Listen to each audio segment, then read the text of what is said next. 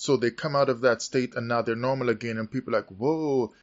So what it tells me is that people, and pardon me, but I really have to say it, and I'm in the whole group as well from I was a child, and while I'm breaking out of it now, I'm still in the group because there's still a lot of stuff I don't know and I play along with.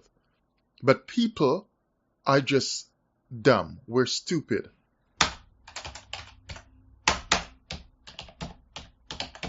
Today's date is February 1st, 2018. This is Yalak with another lesson in the New Testament is Fake series. This is lesson number 124. My lesson is titled, You the Zombie. I learned a long time ago that the movies that we sometimes see with zombie people just turning crazy after they died, and instead of remaining dead, they come back to life. And they're hunting other people, they're killing other people. For the most part, they aren't eating animals. Maybe once or twice you might see them do that, but for the most part, they're eating other people. So the zombie is preying on other people, but good people, might I say. In other words, people who are not zombies.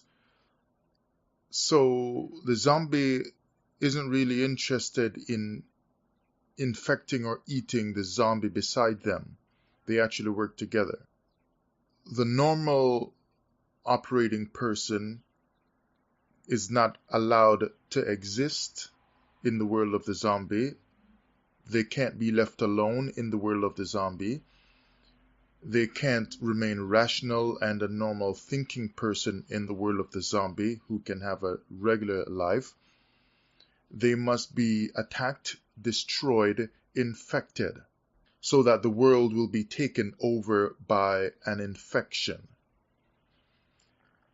This means that as the zombie movement grows, the world becomes more of an unstable place.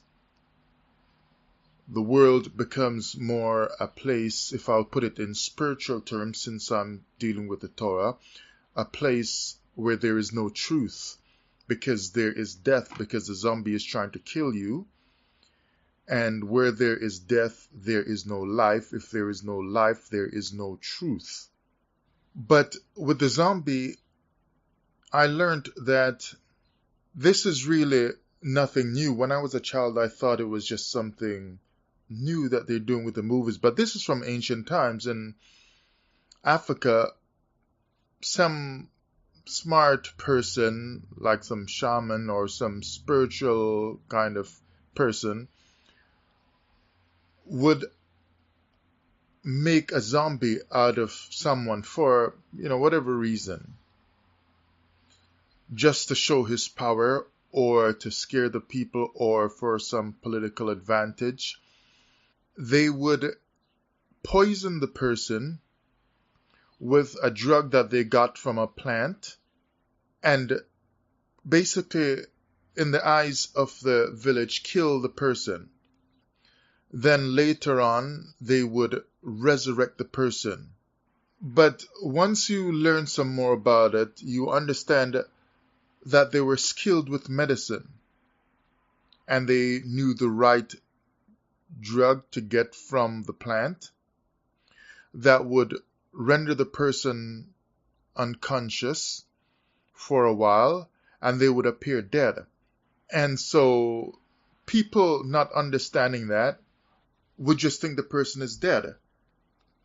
And then later on they would use another drug and revive the person, so they come out of that state and now they're normal again, and people are like, whoa, he's powerful, he just raised the dead. When all he did was just put the person to sleep. It's interesting to note that even though they did this for a long time, and it still goes on today, so we're talking thousands of years, the people who know that that priest or that spiritually inclined person was using some kind of potion that they made from a bush, they would still go, whoa, and talk about how great this priest is, and teach their children how powerful this person is, and so on, and go along with the show, with the plan, and they would really be scared. And if they have to give up something now, give up their last slice of bread or something like that, they would give it all up because the priest is powerful. Why didn't that person who now knows just say, well, I can do that too. I don't have to give you my bread. What are my children going to eat? So they would go through all this stuff. So that's really, that's just really silly. And in some cases, they saw this person out in the wild days before picking the bush. So they know exactly what he's doing. But they still go along with it and deceive their children by teaching their children they should learn from that priest or that shaman or that guru because he is powerful. How does someone become powerful in that manner where he's of a godlike status? When you watched him pick the bush while you were out there with your children looking for food as well, and you saw him practicing, and you've known him practicing these things for years, grinding the leaves and whatever else he does with it, and you relegate him to a status that you can never reach, when you very well know you can reach there too. And you make him to be someone sent by God, when you were sent by God to this earth yourself, just like he was. So what it tells me is that people, and pardon me, but I really have to say it, and I'm in the whole group as well from I was a child, and while I'm breaking out of it now, I'm still in the group because there's still a lot of stuff I don't know and I play along with. But people are just dumb. We're stupid. So if we don't have the teachings of the true Torah from the Most High, which according to my views, none of us living today have ever seen and ever read and ever purchased in a store. But if we don't have the true teachings of the Torah, we fall prey to tricks that take us away as we are preyed on and enter into a zombie-like state. I'll read from Deuteronomy chapter 13, verse 12 to 14.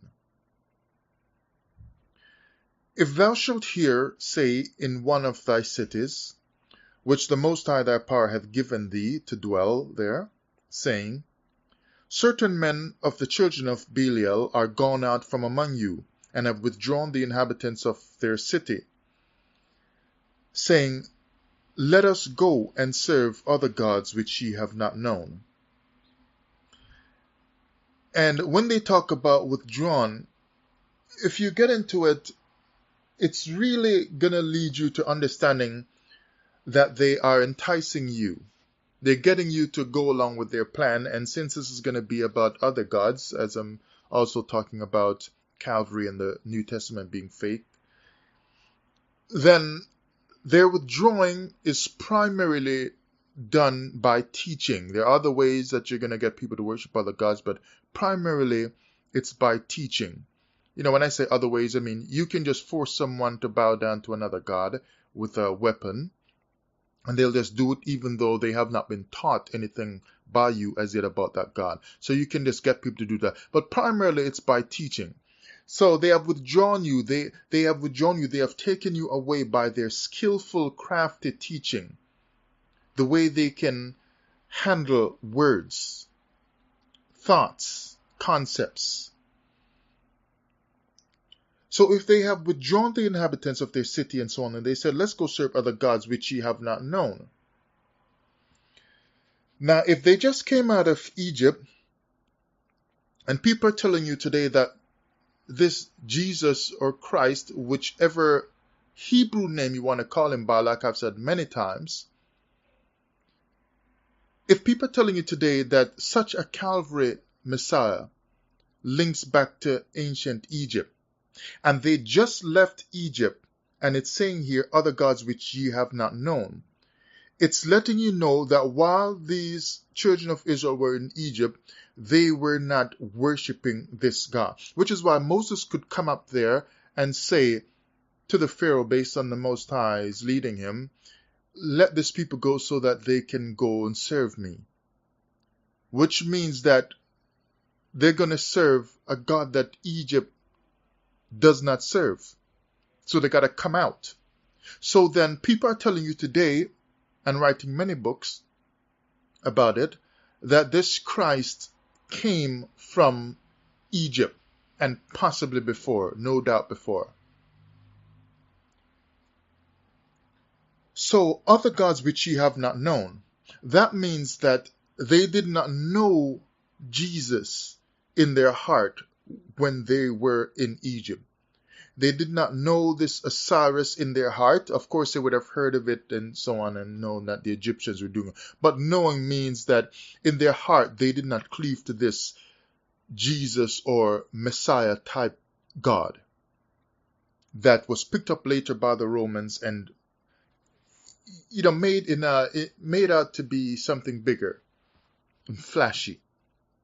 So the children of Israel did not know this Messiah, did not know this God. Certainly he was not a Messiah unto them, but you say that this Messiah already was in the Old Testament and he delivered them out of Egyptian bondage and walked them through the wilderness. But the scripture here is telling you that the Most High is saying, ye have not known. So if this Messiah was in Egypt to go and pick them up and walk them out, something is wrong. Because he's saying, ye have not known them. That means in Egypt they did not know this Messiah, this so-called Jesus or Yeshua or Yeshaya or Yahawashai, Yeshua HaMashiach, all the fancy names you make up for him. They did not know him in Egypt and they did not know him in the wilderness. At this point, they've got a clean slate. The Most High is saying, right now, I am the only one you know. That means if he took them, this Jesus or Messiah took them out of Egyptian bondage and was with them in the wilderness as some special angel, they would have known him. Notice that when the Most High delivered them, they knew him. They were experiencing him, so they knew him. It does not take long for you to decide that when the Most High showed up to Abraham, that he knew the Most High. He was starting to know the Most High. So right away, yeah, I know him. If the Most High would show up to you right now in your house with bright light and everything just glowing in your room and he speaks to you, right away you begin to know him. So you can say at that point, yeah, you know him. If people say to you, yeah, we saw the light and we heard a voice, so we know he was talking to you, what did he say? Oh, I don't know anything about that. And act like you don't know him. You couldn't pull that off because people know, yeah, you know him. You might not have many details about him as yet because you just met him, but it would also be improper for you to say you don't know him as if you never made contact with him.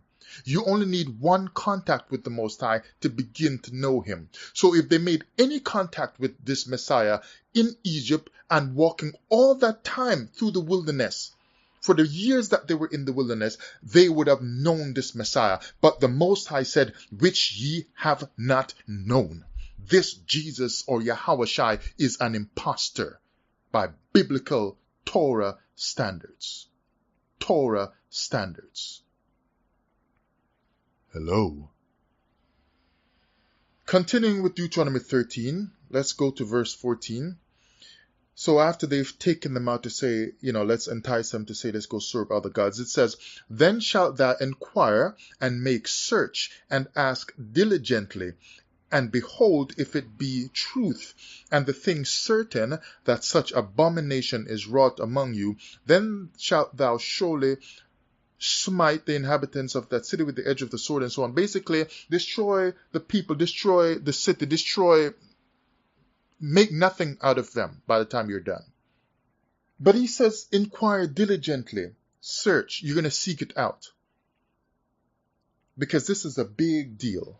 Normally, archaeology is going to have people digging and searching for things, but the Most High says right here, dig and search and inquire. Ask diligently. But archaeology, we rely on that to verify, to prove things. And when you deal with the world of the Torah or the Bible, people will use archaeology, which is physical type of work, because they got to dig and handle stuff. And they use that physical work and searching in order to find answers to questions that will prove things about the Torah, in this case. It's interesting to note that when it comes to archaeology and the Torah, and proving it, the end point of the physical work included in archaeology is to prove something to the heart that believes in Torah, or for those who don't believe it, who want to use archaeology to disprove it, to say we didn't find anything to support it, then they'll look at it in that kind of way. But basically, the physical archaeological work is trying to get to an endpoint that has to deal with something that is not physical, the heart, the thoughts, the mind that you cannot see. So the physical is trying to handle the spiritual or the unseen. You are using something that you can see and relying on it to prove something and answer questions that cannot be seen, but can only be expressed when you speak them, for example, because they're coming from the heart. So the heart longs for something. So archaeology is really trying to answer questions that the mind has or that the heart has. So the glory of archaeology is when it answers the heart's questions.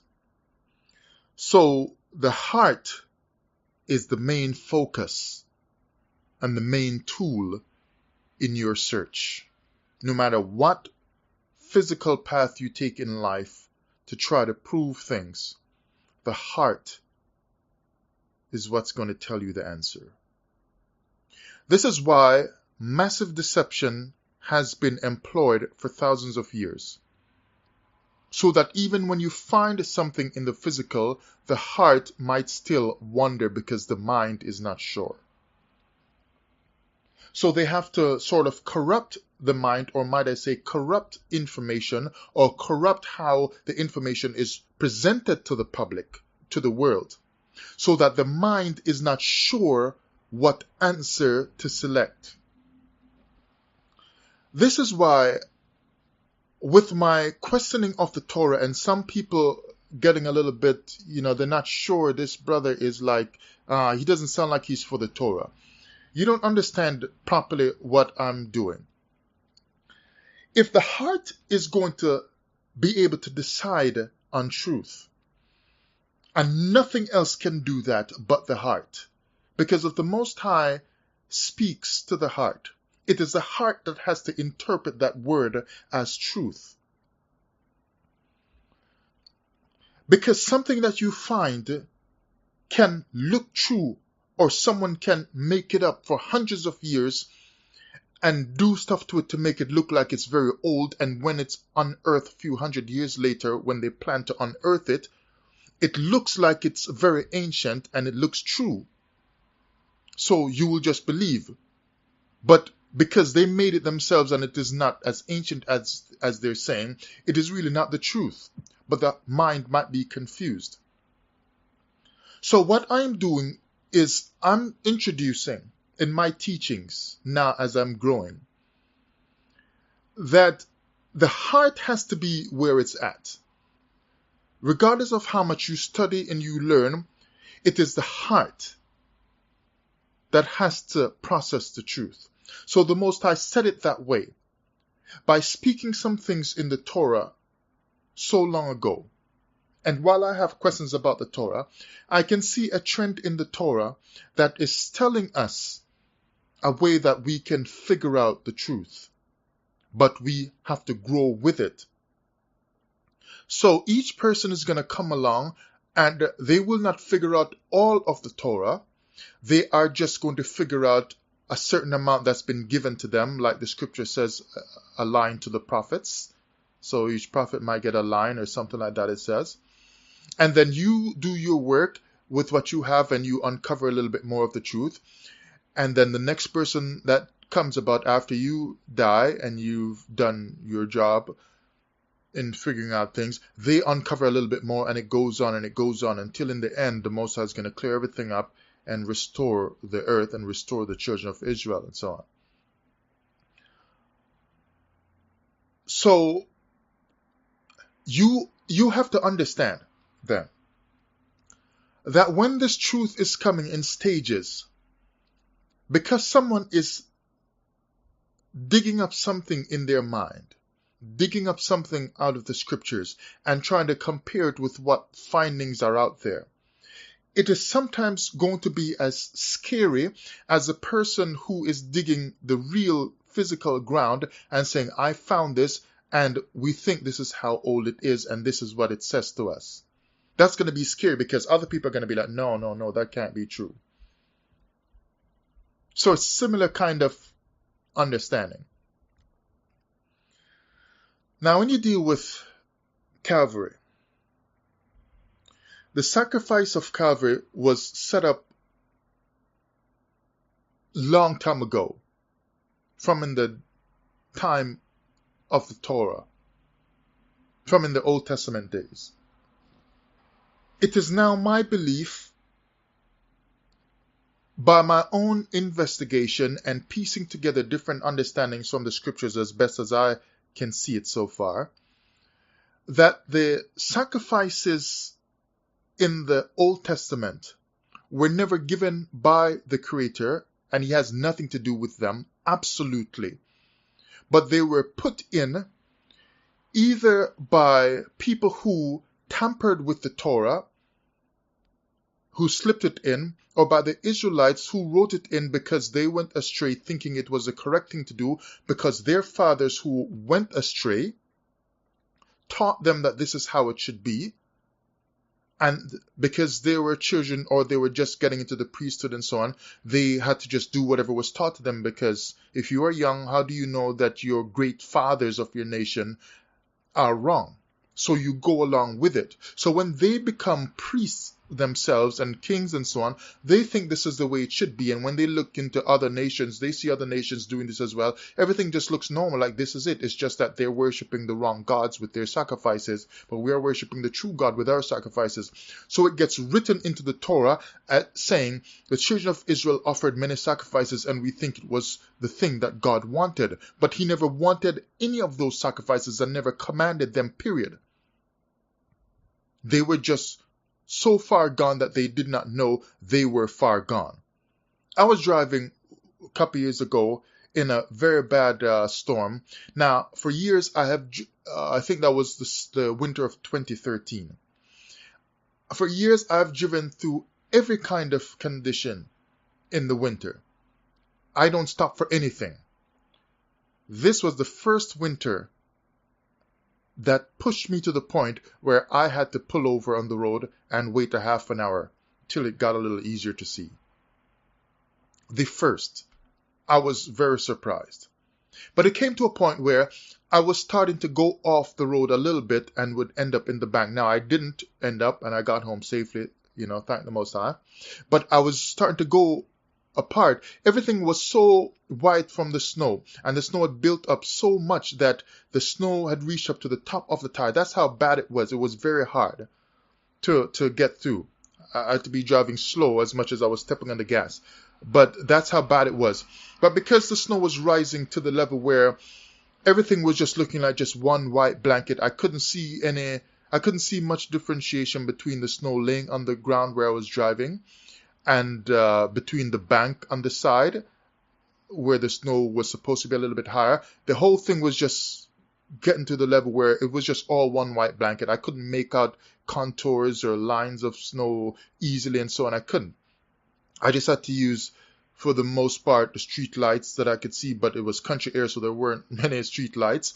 So it was difficult, and use other vehicles that were trying to find their way through, going in the other direction as well, and so on, to try to judge my way. The point is that everything had gotten so blurred that I thought I was on the right way. And I was trying to follow the GPS. And I said, no, the GPS must be wrong. So I ignored the GPS. So if we think of the GPS as truth, I ignored it and got rid of the truth because, that can't be right. It's telling me to go here. No, I need to go a little bit right. And then I realized, no, this just doesn't seem right. And I stopped. I tried to start following the GPS when it said go straight instead of trying to go right. And I just, out of common sense, thankfully, I decided to ignore my feeling to go right, and I straightened the car again and continued to go straight on that road straight ahead of me instead of turning to the right. I would have ended up in a ditch or gone onto the road that was right in front of me that was going to take me elsewhere. I would have really been lost. And I made it home. So it's like I got back to the truth or to the direction from the GPS that already had the way mapped out. If the Torah has had any problems with it over the years, whether by tampering, insertion and so on, then you're going to be going off the wrong way, especially if it's being taught according to the wrong things that Israel did.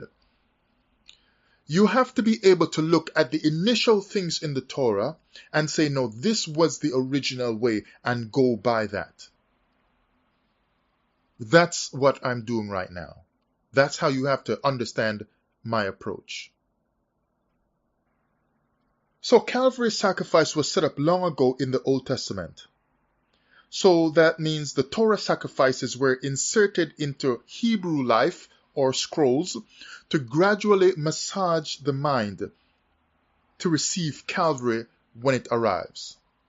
Understand that by the time Calvary arrives, you are so used to Israel offering sacrifices of a lamb that when you hear of a lamb of Calvary and he is the perfect lamb because other lambs were not perfect, you're going to receive it.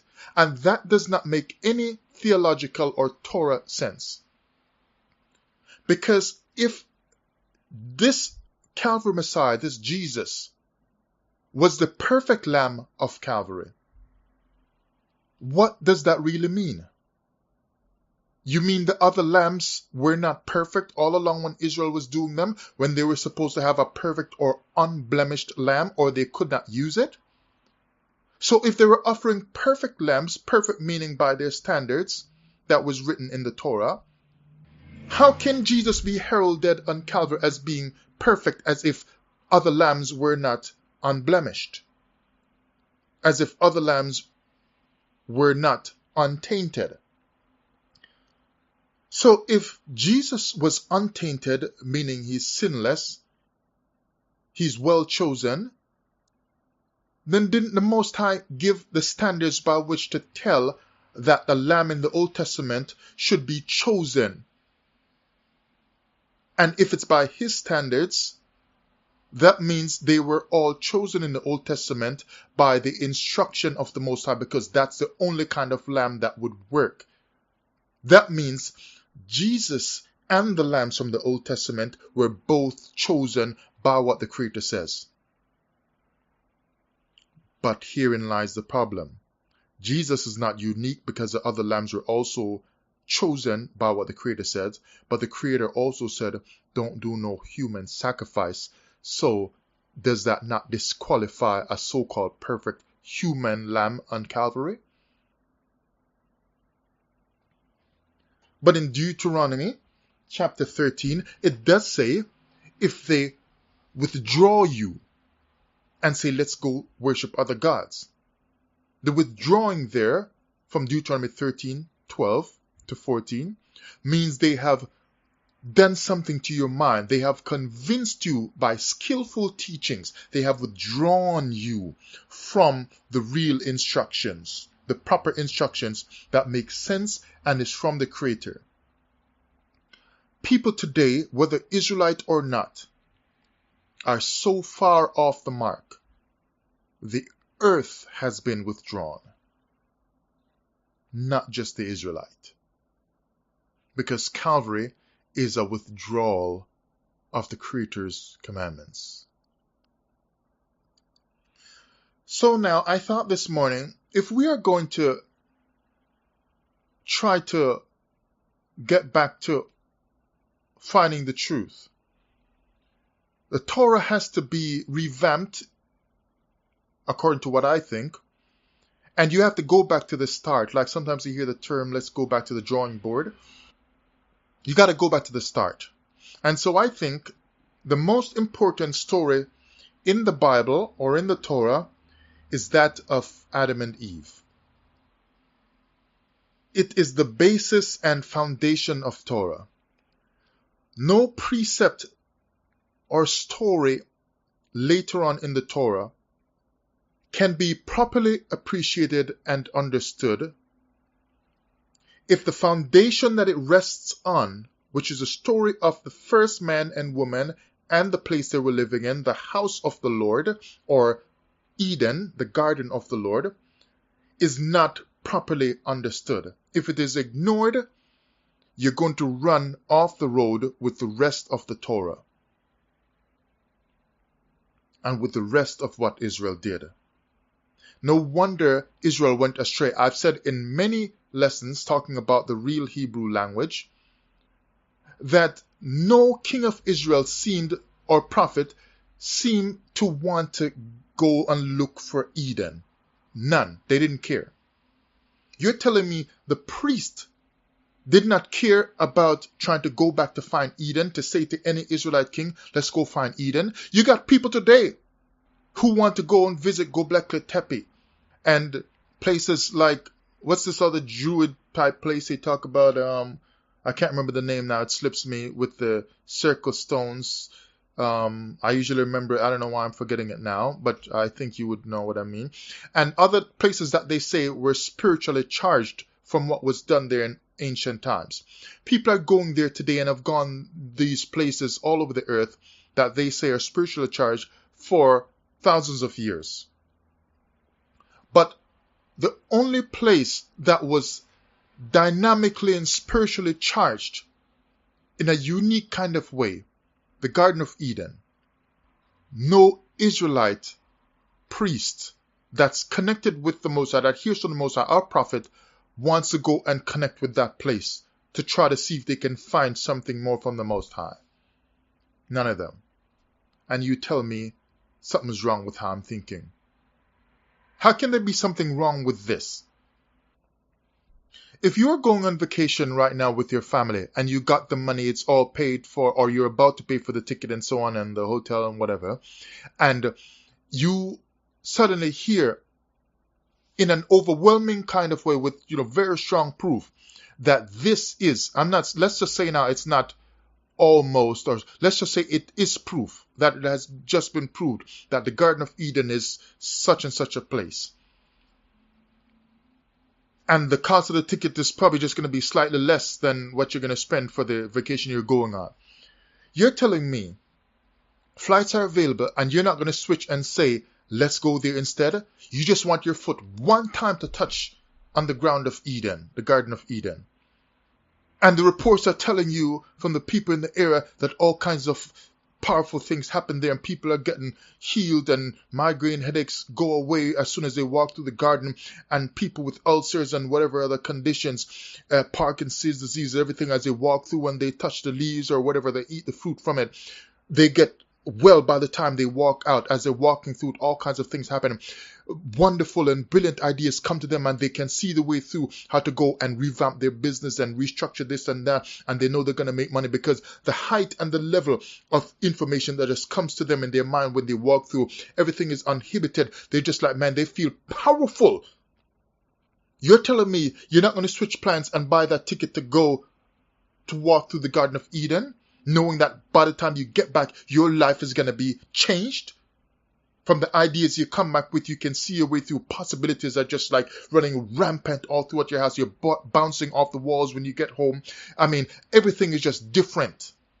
You're not going to go to Eden? And the priest connected to the Most High. Psalm 147, 19-20, he showed his word to Jacob. This kind of priest and this kind of Israel with all his prophets and mighty kings have no interest in going to the garden of their God, their creator. He made the world for them, for Israel. And they don't say, let's go look for Eden or the garden of the Most High. The scriptures cannot be understood properly until Eden and Adam and Eve, until all that is understood properly. So I am going back to the Garden of Eden. I'm going to search it out and see what can be found there over the next couple of years. Because somehow something is wrong. Because most teachers of the Torah that I've heard, from whatever nationality you are on earth, most teachers of the Torah sound exactly the same. They almost never venture off. They almost never come out of it. They never, for the most part. Because the Torah, in that kind of way, makes you not be able to deviate from what is written. In books that pass through men's hands, tell me, if scribes had to write many copies, and if even one letter got wrong, they had to throw out the whole copy and whatever, start over. How do you know you have the original copy of the Torah given? When all of us know that humans make mistakes even at times when they are not sure that they are making the mistakes. How many books have you read in your life and you're like, oh, the publisher misprinted? But many people double-checked it. Even the author, when he finally got the finished copy, he double-checked it and didn't even realize. Then you pull it off the shelves and you realize there was an error right here and this word was misspelled right there and so on. But it was checked by many people. And the author himself said, yeah, it looks good. Okay, let's start doing the copies, printing the copies now. So as much as they found errors and corrected them and started over, you're telling me human beings writing the Torah still did not end up making another mistake in the next copy that they were writing from scratch and didn't realize that they made another copy no matter how many of them did it? And since being a scribe wasn't a widespread kind of job, that means based on the number of people who were going to read the Torah, only few scribes, relatively speaking, would have really been double-checking the Torah based on the number of people in the world when this thing was written. For the current copy that we have, I mean. Human beings make mistakes. If Israelites were missing the mark, even King David could miss the mark. All kinds of people are missing the mark in the Torah, and the scribes themselves could not miss the mark? You think you're going to fool me anymore? No, you are not. If you can miss the mark by doing the wrong thing in the Torah, how can the writing of the Torah not sometimes slip up by a man who has to try to form the letters? You've been cooking all the days of your life, and every now and then something still gets either burnt or slightly overcooked or slightly undercooked. Oh, I should have left this on 5 more minutes. As simple as that. We're humans. Simple as that. So you, the zombie, have been infected like myself, but now I understand in this topic dealing with the New Testament is fake, that I was infected, so I looked into it some more and I stopped. You're infected with a teaching that says the New Testament sacrifice of Calvary is true and is from the Most High. You're infected. You're just a zombie. And you're not taking the right medicine to revive you. Now, I'm going to read from a book here now, Reader's Digest book, Who's Who in the Bible, from I think 1994, because I'm going to show you some more points, what these different authors and commentaries and Bibles are saying, to show you that the sacrifices from the Old Testament were a precursor to Calvary. Calvary was set up from the Old Testament by people who went astray and other people who thought to use the downfall of the Israelites to pull off this grand Calvary scheme. There should have been no animal sacrifices or human sacrifices in the Torah. And the New Testament was built on that deception and on that wrong way of living. So, Reader's Digest, Who's Who in the Bible, on page 27, I'm going to read about Adam. And I told you, you got to go back to the start. The whole key to the entire Bible is in the opening stories of the Bible. It's in the Garden of Eden. The whole Bible is unlocked by Eden. And so I'm going to start to read the scriptures from this point on in light of Eden. Everything I read from now on, I'm going to go back and read the story of Eden to try to see if it tells anything about how I should think about the later stories. That's how I'm going to drop it from now on. So on page 27, it says here, Adam means human being or mankind. And see, no wonder when they were canonizing this book we call the Bible, they put Genesis there first because they can tell that there are some foundational stories here that you should just get up front. So it says the book of Genesis provides two versions of the creation of the first man, Adam. In the first chapter, a male and female are created in the image of God, that's Genesis 1:27, on the sixth day of creation. Blessed and set above all of the other animals, this pair is given a specific command. Be fruitful and multiply and fill the earth and subdue it, and have dominion over the fish of the sea, and over the birds of the air, and over every living thing that moves upon the earth. That's Genesis 1:28. Furthermore, God makes clear that sufficient food has been provided for all living creatures, humans included, in the form of green plants and fruit-bearing trees. The world thus begins without the need to struggle for survival, with all the creation in perfect balance and harmony, but people are struggling for survival today. So the food from the first set of instructions by the Creator has to do with food that comes from green plants and fruit-bearing trees. But as you read later in the Torah that you love and you believe it just the way it has been taught to you, says that Israelites were sacrificing animals and eating their flesh before the Lord God.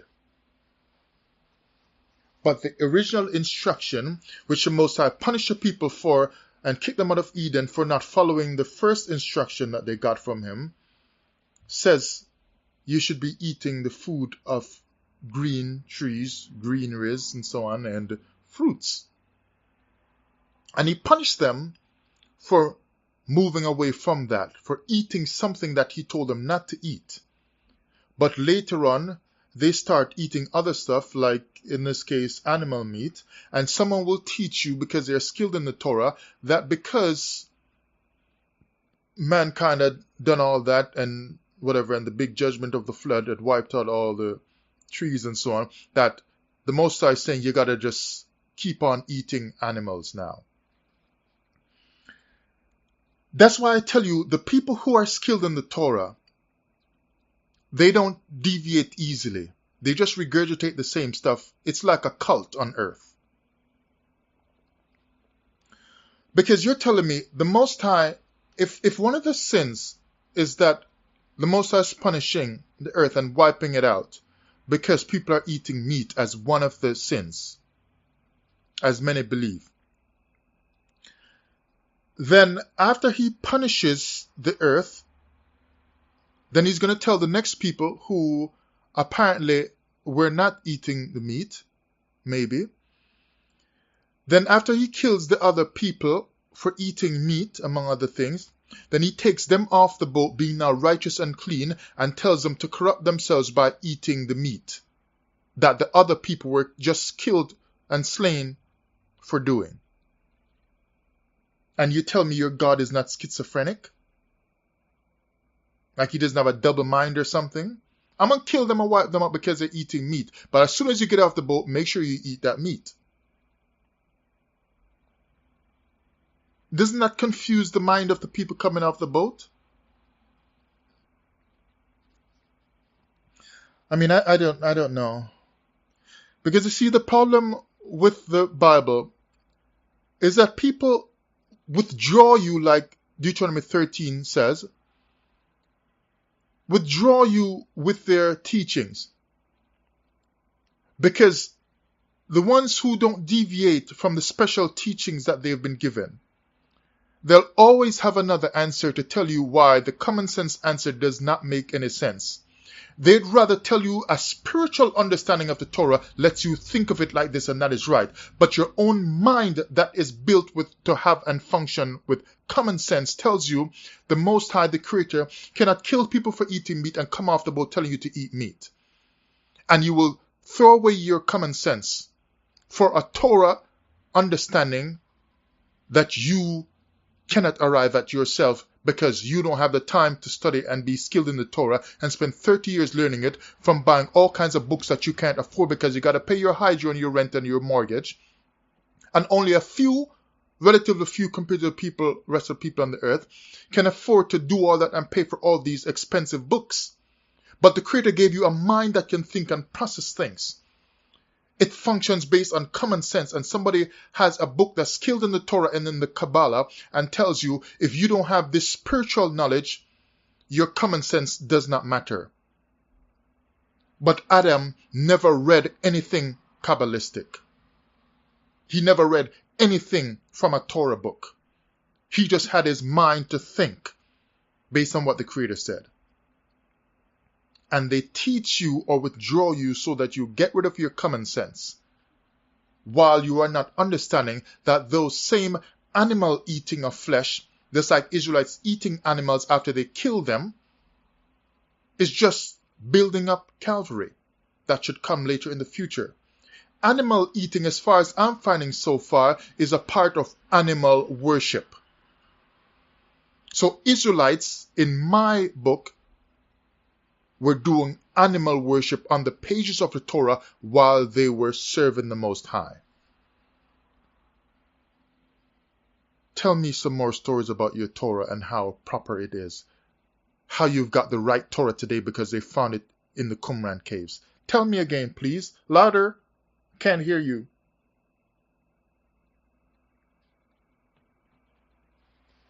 See, you're mad. But I'm not destroying the Torah. I'm teaching you the Torah. If you are skilled in Torah and you are 90 years old, and you say, look, I've been studying this for like 75 years.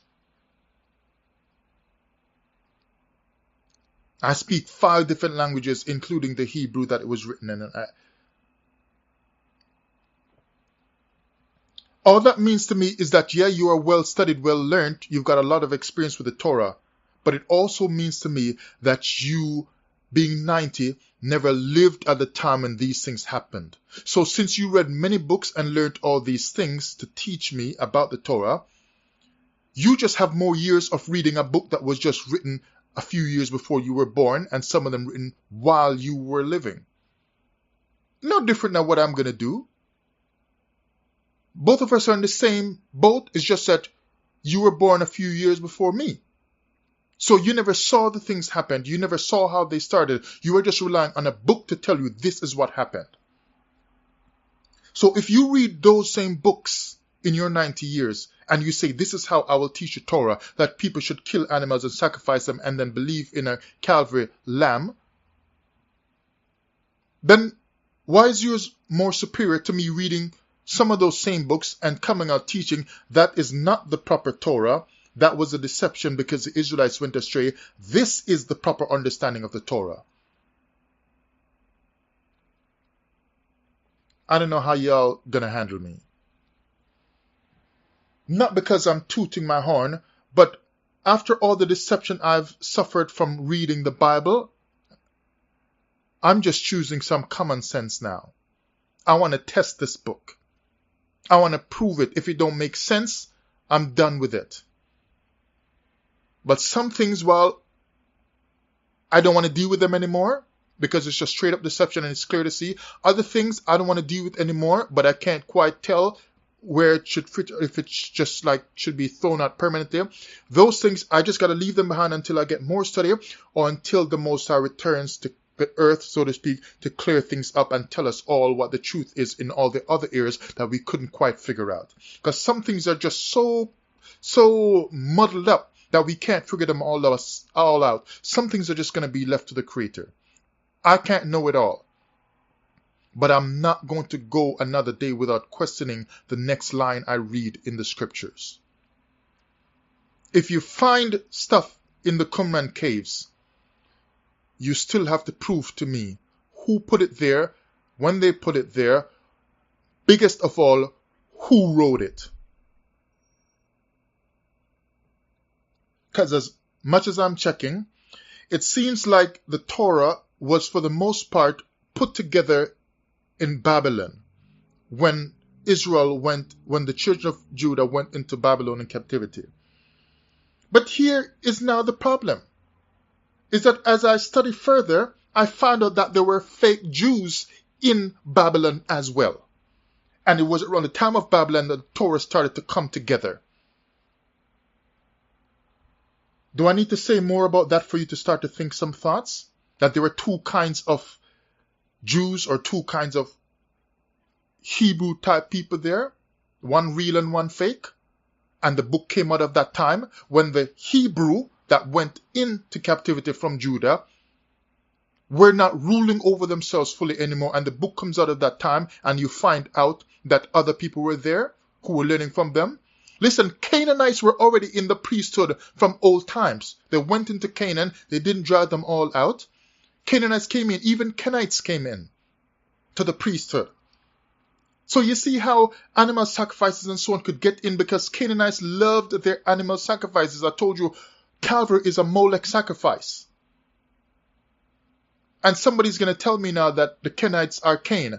I mean, that one just drives me crazy. If you tell me that Noah's flood was universal, then all of Cain's descendants died. How could Cain be the Kenite? And I'm not saying it's not because I've never studied it yet, but really, how, and people are saying Cain is around today, how could Cain be in the priesthood as the Kenite or whatever other group name they came under of the Canaanites? How could Cain be in the priesthood, thereby being a ruling part of the nation of Israel, when his line should have died out in Noah's flood? And I just heard another Israelite teacher, very skilled Israelite teacher, just this week I listened to it, but it's an old video I was listening to again, telling that Cain is the white man. Now, I can't say he's wrong because there's all kinds of deceptions out there. And like I said, this whole Cain thing, I haven't looked into it fully yet from that angle. But I'm just trying to understand, if Cain died out in Noah's flood, how is Cain alive? How? So you see why I'm searching again? I got to start over from Genesis chapter 1. I'm rereading the Bible. Because some things don't make any sense. The Canaanites were doing animal and human sacrifices. And then Israelites picked up animal sacrifices and human sacrifices with their children. And then another human sacrifices, a master human sacrifice at Calvary. After the Canaanites were already brought into the priesthood. And you're telling me I should not suspect Calvary. Calvary has the marks of Canaanite flesh sacrifices.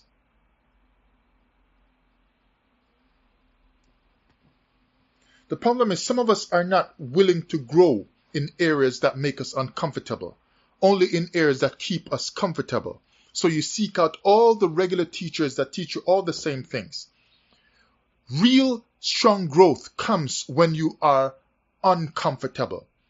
When the Most High speaks to you, He's going to put you in a place. When He's leading, He's going to lead you through paths that become uncomfortable to you. Why are you uncomfortable? Because I've never been down this path before. The Most High is like, well, but I'm leading you, right? But you don't think the Most High speaks to people today. But you want them to listen to you because apparently He speaks to you and He raised you up. But He can't speak to anybody else. The Israelite that got a message, the prophet that got a message, had to speak to people who had to decide that he heard from God when they couldn't hear from God. And he had to come out and say, the Most High just spoke to me. But if he never heard the voice of the Most High before, this is a first time. So he has to decide that the Most High is leading him down this path. Samuel wasn't sure at first what was going on when he heard. But he went to Eli, like, look, what's going on here? I mean, did you call me? But you keep telling me you didn't call me, and I hear you calling me, I hear your voice. So Samuel didn't know the path he was going down at first. He had to have had instruction.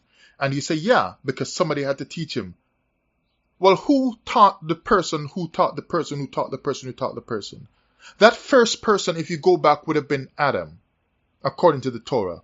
And Adam would have had to decide that somebody who is not human was speaking to me. And he had to tell Eve some stuff. If Eve asked him, well, who told you that? God. Who is God? Well, where is he? Like, does he live over there? Does he have 2 feet?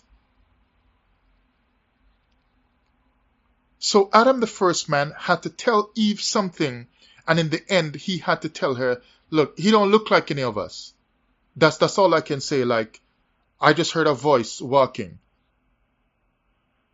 Or maybe it's just a scribe that said the voice was walking, because the scribe didn't know better to describe something or someone, some entity that does not walk like a man, but can only tell you still that he walks like a man, because the scribe never saw him either.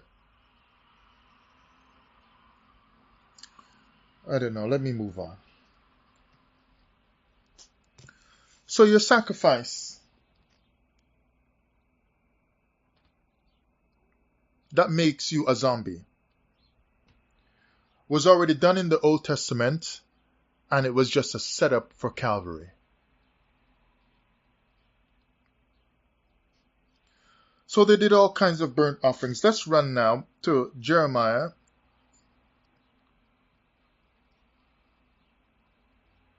chapter 7 verse 21. Thus saith the Most High of hosts, the power of Israel, put your burnt offerings unto your sacrifices and eat flesh. But I just told you that the Most High punished people from the Garden of Eden, kicked them out, so you can't live with me up in here, because they ate something that he originally did not tell them to eat.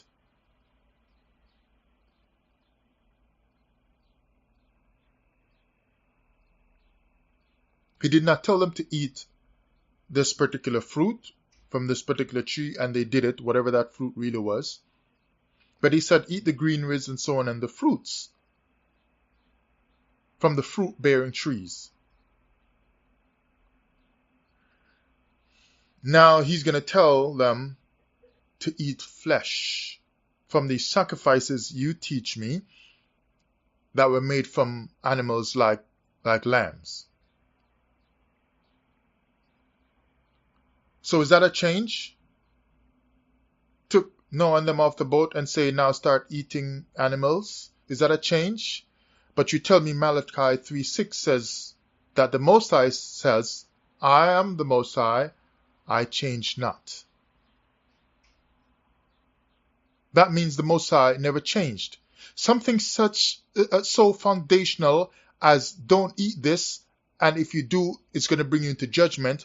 That's something that the Most High just can't change from. I just can't accept that one. So something is wrong with your Torah, or the teaching of it, the way it's been taught to us.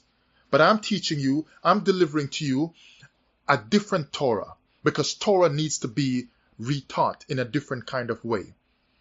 The world needs a new Torah view.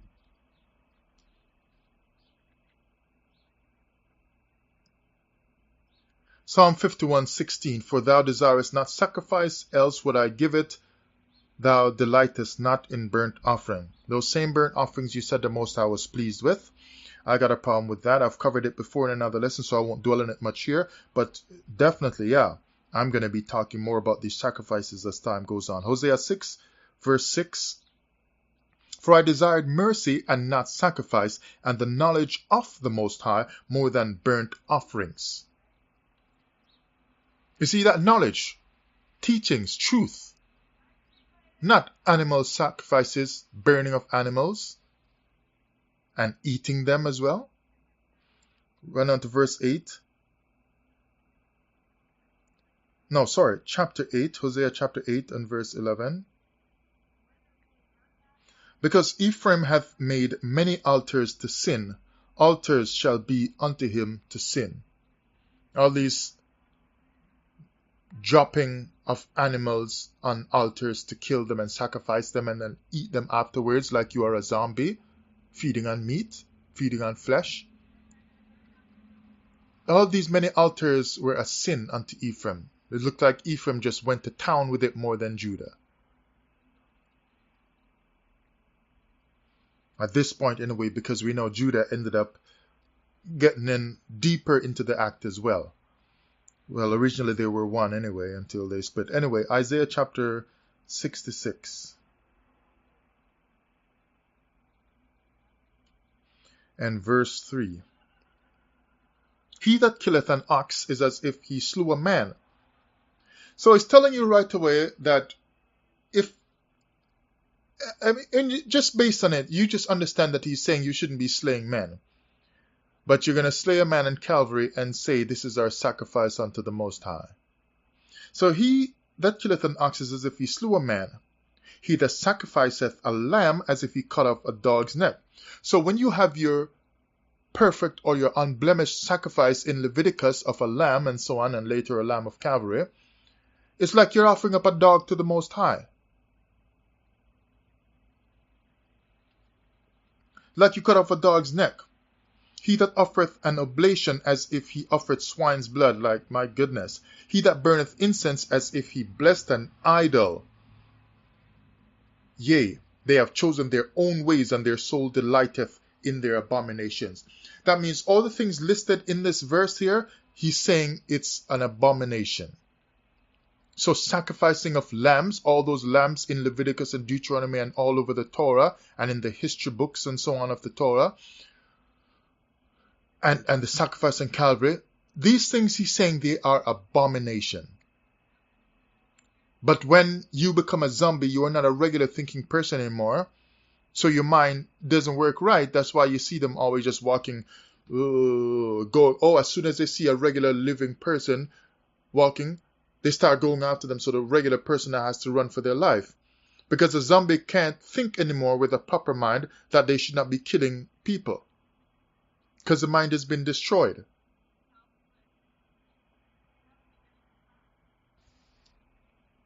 Now I'm going to read from another book here, the Interpreter's 1-volume commentary of the Bible.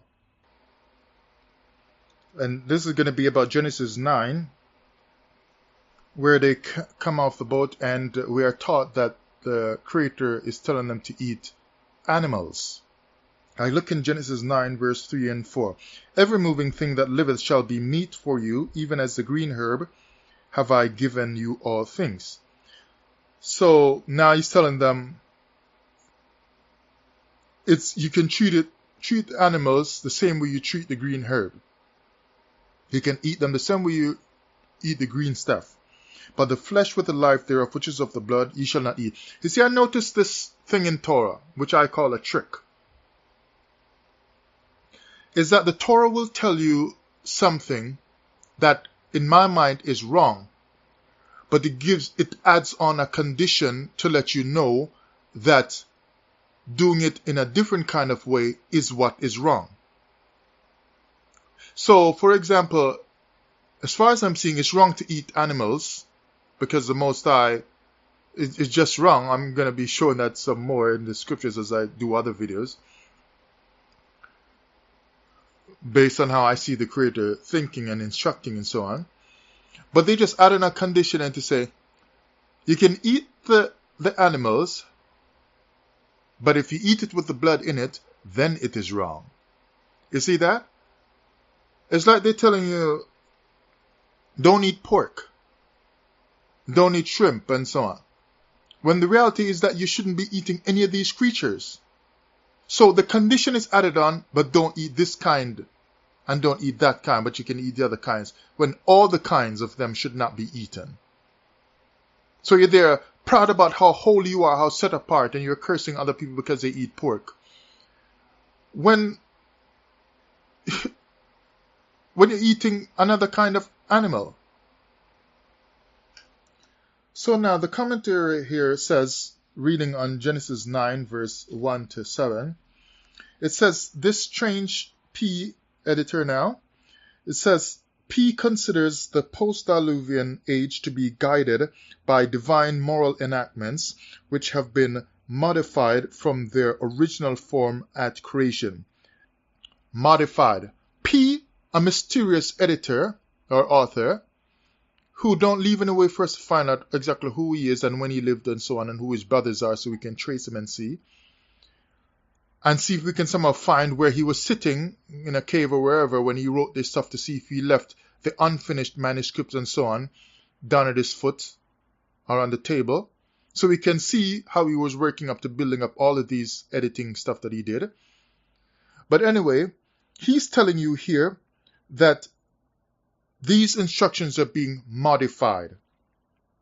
So the original instructions were so strong from the Creator, and that you should not deviate from them or you're going to be punished greatly and destroyed. So they are the right ones that actually bring judgment. But then after he brings the judgment because they ignored those things and did things that let him destroy the earth, then P tells you that they were modified to give you or to make the now newly modified instructions, which were the instructions that were broken or went against. So the wrong thing was done, and that wrong thing that was done now becomes the instruction that becomes standardized. And now you can do all these because now the Creator has standardized the transgression and made it the new law on earth.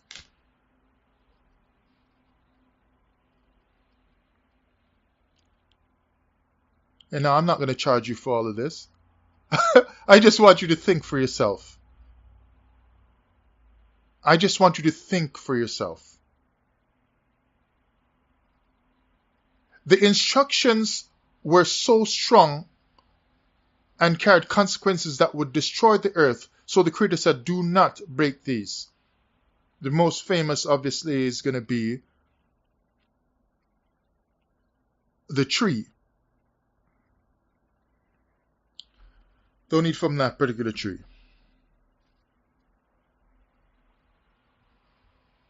So don't consume something, don't eat something other than what I've said to you that you can eat. But they start eating other things, and it took down the world, among other things. And now, after he destroys everything and gives punishment, he said, let's standardize the thing that brought you judgment. Eat those animals. So he goes on now to say, these original stuff has been modified from creation, verse 2 and 3, that's in Genesis chapter 9, and compare that with Genesis chapter 1, 28 to 30. God now permits the eating of flesh, which the blood, the symbol of life, has been drained clean, has been drained from, like when you compare Leviticus 7 verse 26, Deuteronomy 12, 16. And specifically enjoins blood vengeance. So the symbol of life should be contained within the body of the animal. But go ahead and eat it and work against the symbol of life, the meaning of life, the sacredness of life, the proof of life, the verity of life. Work against all of that I created that you could never duplicate on your own. And drain out the blood and undo all that I have done so you can eat that animal. Wipe out my creation slowly that you can't do yourself. You cannot create life, but take away life from one of the creatures I made and drain out its blood and eat it. No distinction is drawn between clean and unclean animals. So that means that coming off the boat, you're going to be smart and tell me they knew. Well, you got to prove that to me and show me the verses. But if you can't show me the verses, at least give me some proper arguments then so I can think through it and see where you're coming from. But no distinction is made between clean and unclean. He just says you can eat, just make sure you draw out the blood out of it.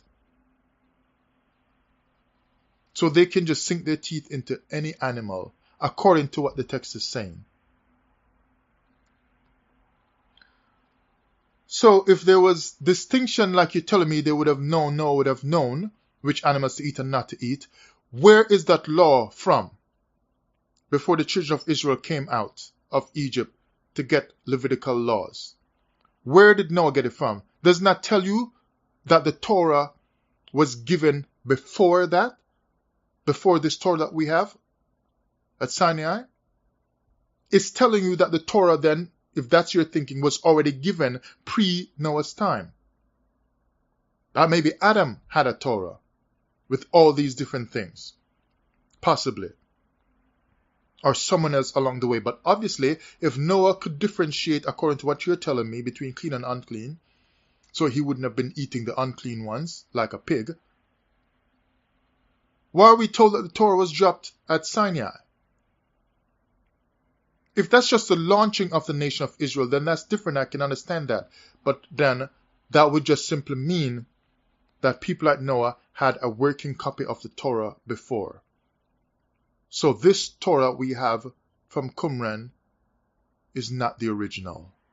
I want to see the original so we can verify and prove things as best as we can. So I'm then free until that copy shows up that Noah had. I'm free to question everything else in this present Torah.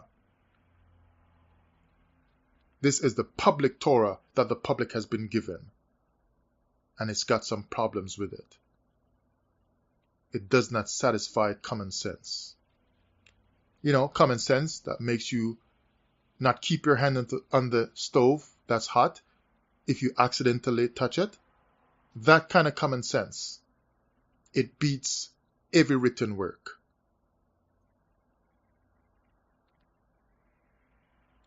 Because when it comes down to it, it's common sense that you use after you do a lot of studying to pick out what things you think is right and wrong.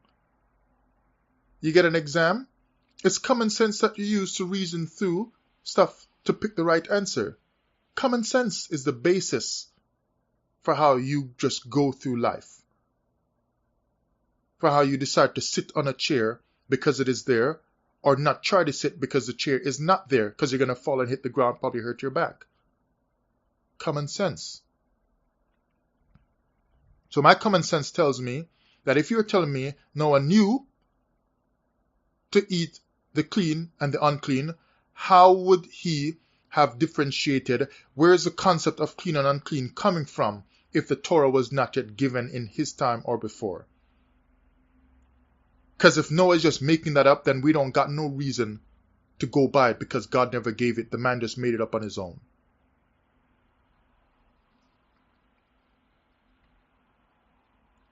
So no distinction is drawn between clean and unclean animals. In contrast, J has recognized blood vengeance as existing before, and he mentioned chapter 4, verse 11 and 23, and does not regard the flood as having significantly altered God's purpose or so on, whatever. Okay, so he gives some nice talk right there, so you can figure that out based on what I've said and see what he's saying there, blah, blah, blah. Anyway, let me read now for your zombie mind, still believing in Calvary.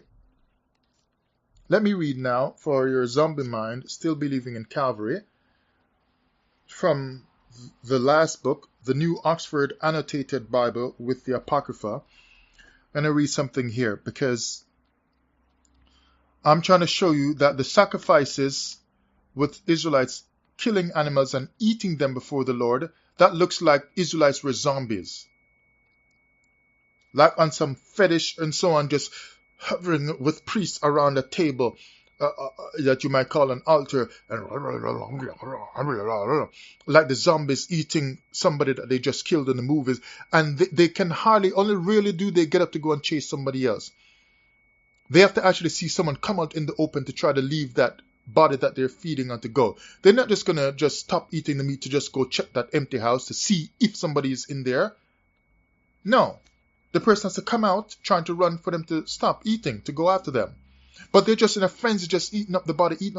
It's like the priests of Israel with all the Israelites coming there with animals, and they're just all sitting around or standing around the altar, eating, and burning the rest of it with fire and smoke, going up to heaven, talking about the Lord loves this, and now you are free.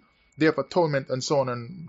And they're just all with their garments on, Israelites eating like zombies, eating animals like they're zombies. They're animal worshipping.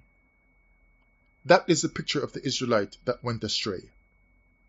And those same sacrifices were used to introduce Calvary about 2,000 years ago. So let's look now from Genesis chapter 9 again, but reading it from this Oxford Annotated Bible just because it sounds a little bit different, but also I want to read a little piece of their commentary that they've got at the bottom of the page. So chapter 9 and verse 3 says, every moving thing that lives shall be food for you. So you see it's changed, every moving thing. And every moving thing be food for you. And just as I've given you the green plants, I give you everything. Actually, I have one more book to read from this that I forgot. The Reader's Digest book. There was another page I should have read from and I forgot, so I'm going to read it after this. But basically he's telling them now, it has changed. I told you at first, eat the greeneries and the fruits from the fruit trees and so on. But now I'm telling you, eat the meat, now the animals, and kill them off and eat them just the way that you are eating the fruits and so on. You notice that usually when you eat fruit and plants and so on, that they can still give life. One, they're giving life to your body, and you can usually replant them. Like if you cut, I don't know if this is true about all plants and all trees, but normally I know like you can cut flowers and you put them in some water in your house and they'll still grow and still live, and you can probably put it back just in the ground and it will grow again. It gives life. The seed in the fruit will give life, so you're not wiping out the food from the planet. The food source will continue because the seed in it, like the scriptures say, whose life is in itself, so it's got life in itself. So when you eat the fruit, let's say, you can plant back the seed and it still gives life the same way it's giving life to your body. So you are eating life, you are consuming life. You are partaking of life when you eat the original instruction kind of food that the Creator gave. But when you kill an animal now, it's truly dead. If you have drained out, if the life of the flesh is in the blood and you drain out the life of the flesh by draining out the blood, that means the flesh no longer has life. You are eating a dead animal. You are partaking of death. The Israelite was doing a death sacrifice every time they offered sacrifice in the Old Testament. The same as Calvary. That's why Jesus said, into my hands I give my spirit. Why? Because he knows he's going to die. So he has to try to get back life. You see the trickery in it? So if the Israelite is eating a dead animal because they drain out the life of it, so the animal is now dead, they are consuming death. They are in the congregation of the dead. So the Israelite now on all their holy days and their feasts and so on and their high holidays when they eat these sacrifices and burn them and so on, they are participating in sacrifices of death. No wonder the Most High cast them out of the land. He said they corrupted themselves with the practices of the heathen. Israelite was dead from the first sacrifice. The Most High said, from the day you came out of Egypt, you transgressed against me. I don't know how far I'm going to get with these lessons. I don't know how far. Because I can't see too many people liking these lessons. You can tell my reasoning as well. And you frustrate yourself. How can we teach down to strike down his teachings? How can we stop other people from hearing him and listening to him? You have to strategize. Because it's not easy to fight against common sense. So many of us are so religious. Like I started out saying, the man and the woman who saw the shaman or the guru or the special priest picking the plants to go make some potion to fake kill somebody and slip them into death in a zombie-like state, saw the shaman doing this. And with some religious fervor says, oh, he is godlike. Because they're treating it in a religious manner. And they just think that because he is a priest or so, that I must follow everything he does. Not realizing the man is pulling wool over their eyes. And it's the same thing here. We watch people every Sabbath and every Sunday in Hebrew teachings or in temple teachings or in church teachings and so on, or wherever else you congregate, teach you all this deception. And when you hear the truth, you're like, okay, now I can see that we've been deceived. And you still keep listening to your teachers. You embrace your teachers.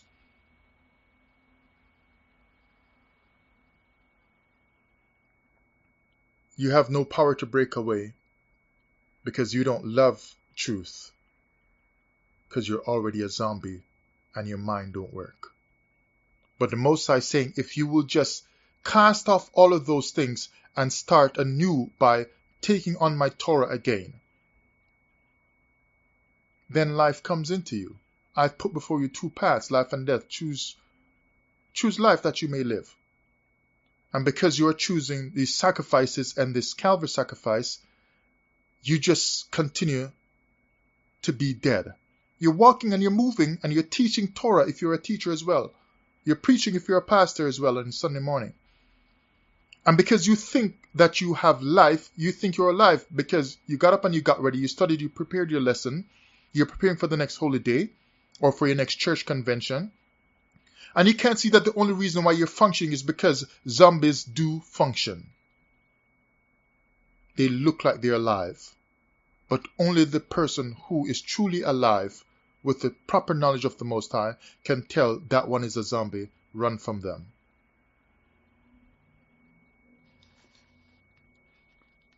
So here the commentary now from this Oxford Annotated Bible.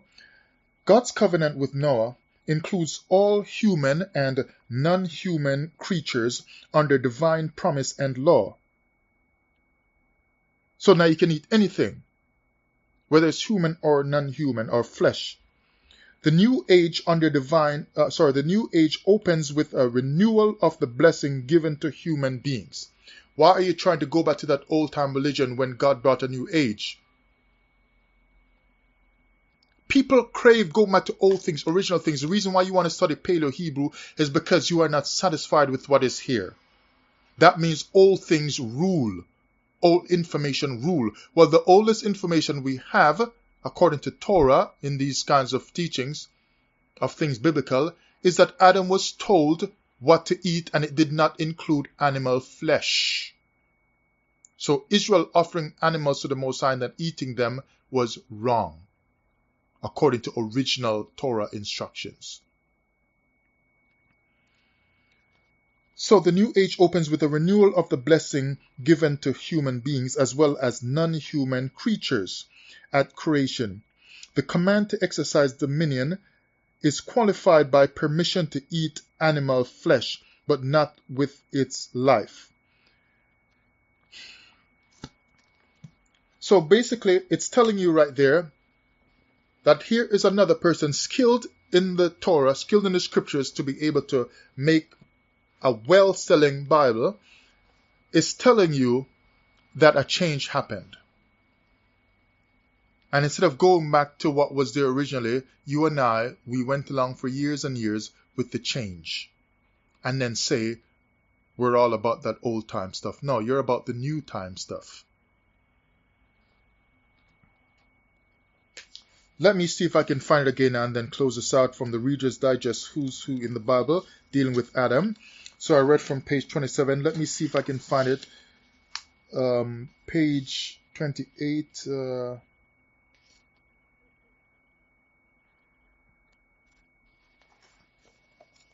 Okay, no, it's not about Adam. The next part I should have read was about Noah, but I forgot. Okay, let me see.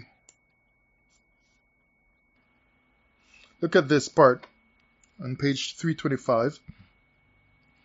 After he had made, Noah came out of the boat and he built an altar. Everybody else is dead, but who was on the boat? And it says, after he had made a prodigious blood sacrifice that included every ritually clean animal and bird, God was pleased and promised that he would never again annihilate all living things. And so on, right? So he was pleased, just like they tell you, when Israel offered sacrifice, smoke went up to the Most High, and the Most High was pleased because he loved it. It was a sweet-smelling savor. I've told you already in another video, I've never had any animal being burned and it was sweet to me. We smelled dead animals burning in Jamaica when I was growing up every now and then, and it was never sweet, but God says it's sweet. But notice the scriptures aren't telling you when Israelites burnt it that the Israelites were saying it's sweet, because Israelites would have been covering up their damn noses, because it was not sweet. So now it says, the Most High, he offered up these bird sacrifices and so on, and says he will never again annihilate all living things. But it's okay for Noah to go ahead and begin right away annihilating living things by killing them and trying to make a sacrifice out of them to the Most High. But that's not even what I was looking for. Let me just make one more attempt to find it. Okay, this might be it. On page 326 of Who's Who in the Bible, Reader's Digest 1994, the commands then given to Noah, supported by the implied, notice they're saying implied, like they're wondering if they should go fully with it or not, by the implied connection with Adam, but at least you're hearing here that they're saying that there is a connection between these commandments and Adam. So why are we told that the Torah came later on with Moses? It looks like Adam was given more instructions than just simply, don't eat from this tree and name these animals. So they're going to tell about Noahide laws. Obviously, Adam got more instructions. It seems. That means the world is given some information, but not the rest of the information. But we think because this is the Torah that they said they found in the Qumran caves and it confirms whatever, that we've got it all. No, we don't have it all. We don't know just exactly what happened back then. The commands then given to Noah, supported by the implied connection with Adam, led to the development in Jewish tradition of the 7 so-called Noahide laws. Briefly stated, these include 6 prescriptions against idolatry, bloodshed, blasphemy, theft, sexual sins, and eating the flesh of a living animal. That means they should not be doing these things, and they should not be eating the flesh of living animals. So if Adam apparently got that as well, then it's telling you that when the Creator said eat the fruits and so on, that's what he should have been eating, not animal flesh. So he gave the man the instruction of what to eat, and he went against that, and the world got taken down and punished and killed off, except for 8 people. And then, like I said before, when they come off the boat, it's now okay to do the thing that killed the world in the first place. And you call that God? Or God's commandments? No, that don't sound right. We've been taught the wrong thing. So, and eating flesh of animal, and the charge to set up a legal system.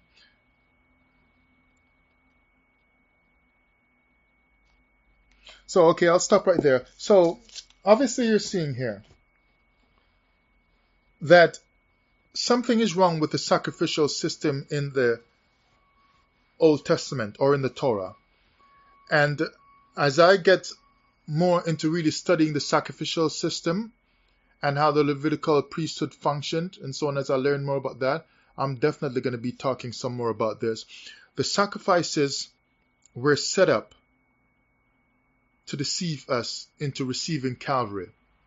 And because Israel already bought into the zombie sacrifices of animals and were in this zombie frenzy and orgy with priests around an altar with dead, burning, cut up flesh of animals and blood all around their feet.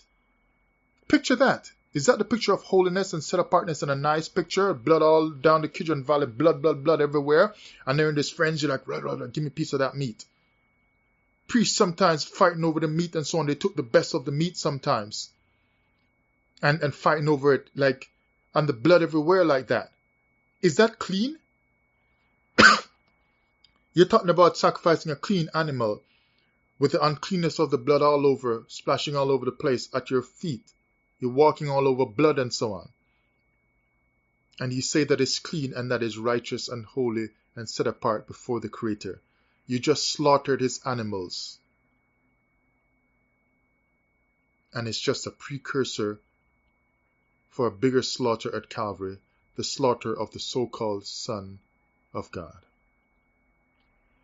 Rethink your Bible, people. This is Yalak, rethinking the Bible.